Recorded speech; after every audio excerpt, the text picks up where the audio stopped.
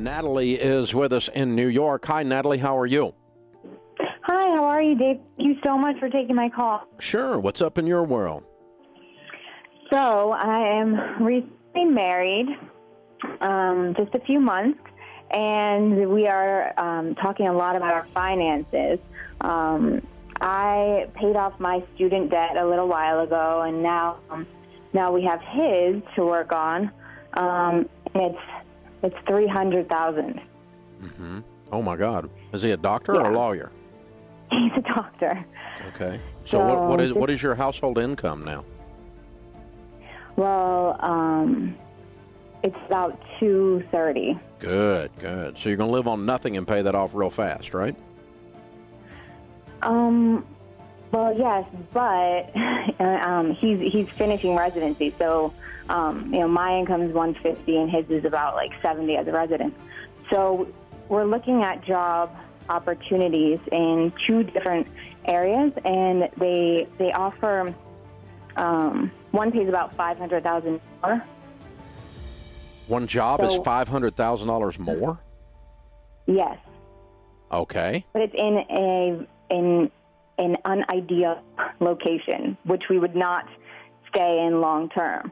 So we're just wondering if it's worth it to take, a job that pays that much more just to get out of debt quicker and kind of postpone. Okay, so job number one pays what, and job number two pays what? About $850 versus $350. Okay, and you make $150. Would you make $150 at either one of those locations? Maybe a little less, maybe $100, I would say. Okay, so that's kind of either place you'd make about $100. So you'd leave New York City. Yes. In either case, and so what is the less than ideal location that's $500,000 more? That's it's kind of in the tundra. It's up north near Canada. In Canada? No, near Canada. It's okay, still in but the it's US. in the United States.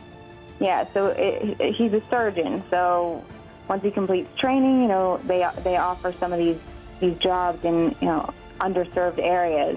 Yeah. For a lot more money. Yeah, I never heard of $500,000 more, but I knew underserved would overpay.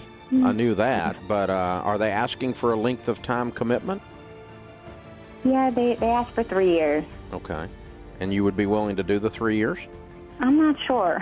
That's why I want to know your. Well, you already live in New York City. It's not like you live in the South. I mean, you're used to cold weather. Yeah, but it's just kind of a whole lot of nothingness.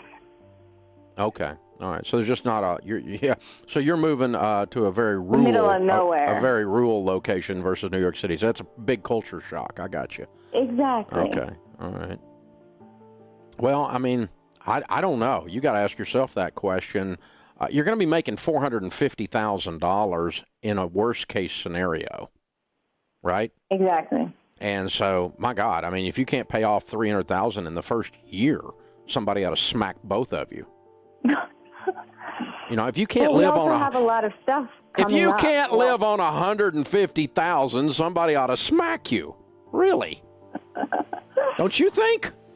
Yes. Yeah. Yes, we haven't bought a house yet. We haven't. I know you don't need to buy a house. You have $300,000 in student loan debt you need to clean up. So, I mean, if you go make $450,000, I think you're going to work this out. You could be debt-free in 1 year, and the next year you buy a house, and the next year, you do some other stuff. I mean, just have a little bit of patience with that kind of shovel. You ought to be able to move anything you want to around. The other way, you come out $1.5 million ahead, $500,000 times 3 for 3 years.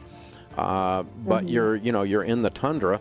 You could buy a whole lot of airline tickets out of the tundra and come visit, go visit New York City every weekend and come out ahead. Yeah, because we're a little older, so we were worried about, not having any retirement savings, not having anything yet. You'll be okay. So, you're going to be making $500,000 a year.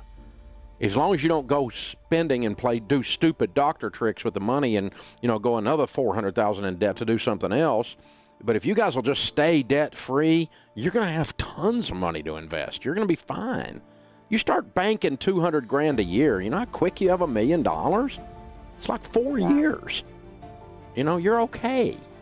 You're going to be all right. As long as you don't keep, jack your lifestyle way up. So the only thing I would take the $450,000 cheaper job if you're committed to getting out of debt in 1 year. Mm-hmm. If you're not, you need to go do the other one. I think we could do it in 1 year, maybe two. I think you can do it in one. I really do. I mean, not plus or minus taxes. Taxes might push you into two. But I don't want you to jack your lifestyle up or start doing a bunch of other stuff till you get this debt cleaned up. No, job one's get the debt gone. Before you do anything else, don't talk to me about buying a house, buying a car. Don't buy anything. You're broke and in debt. Mm-hmm. Hundreds of thousands of dollars.